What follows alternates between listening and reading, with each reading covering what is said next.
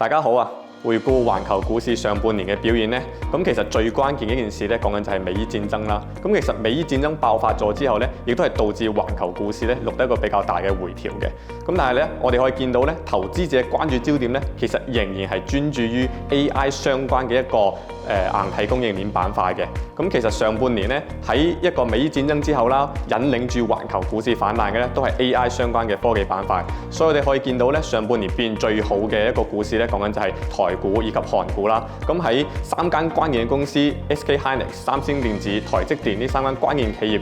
嘅帶領之下咧，其實台股同埋韓股咧，亦都係錄得比較唔錯嘅表現嘅。咁同時美股咧，亦都係受惠住一啲科技股，譬如話英偉達啊，以及美光科技嘅一個強勁嘅基本面嘅業績引領咧，美股咧亦都係錄得比較唔錯嘅回報嘅。咁展望翻2026嘅下半年嘅環球股市表現咧，我哋其實係仍然堅定嘅睇好亞洲半導體板塊嘅，亦都係因應上調咗呢個板塊嘅星號評級到4.5星，同時我哋亦都上調咗台股以及韓股嘅星號評級到4星。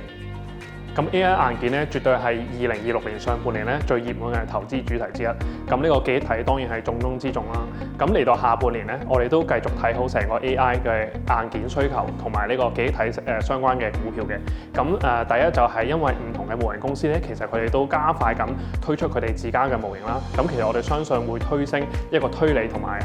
一個訓練嘅需求嘅。咁第二就係一啲雲端嘅一啲公司咧，其實佢哋都不斷咁將佢哋嘅資本支出擺喺一個比較高嘅位置嘅，我相信相關嘅支出咧都會慢慢由呢個 GPU 咧蔓延到 CPU 啊、記憶體啊或者 AI 成條供應鏈當中嘅。咁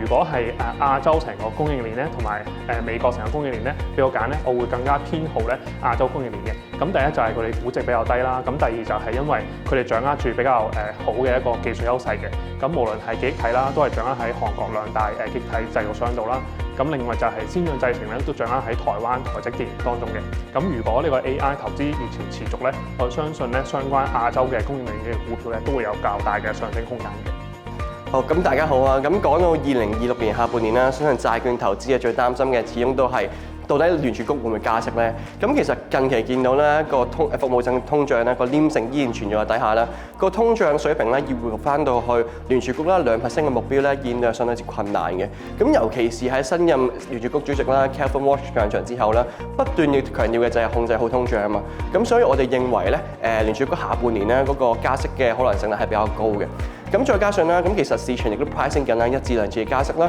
咁一啲短期國債啦，對於聯儲局嘅決定啦，比較 sensitive 少少嘅國債咧，個上升幅度咧係見到係高過長期國債嘅喺今年裏邊。咁所以咧已經過往一啲可能 invest 喺長期國債咧嘅一啲期限溢價咧已經唔再存在啦。所以短期國債係比較吸引嘅。咁再加上咧短期國債佢個存續期風險比較低啦。對於咧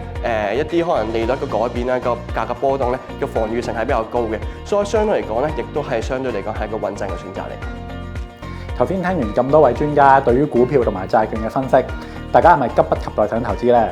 FSM 早於2000年已經成立，2007年正式進軍香港。我哋有大約700隻嘅基金同埋超過1000張唔同類型嘅債券，而且亦都涵蓋中國、香港、美國同埋新加坡嘅股市，有咁多種唔同嘅選擇，幫助大家去捕捉投資嘅機遇。所以事不宜遲，大家立即喺 FSM 開戶去展開你嘅投資旅程啦！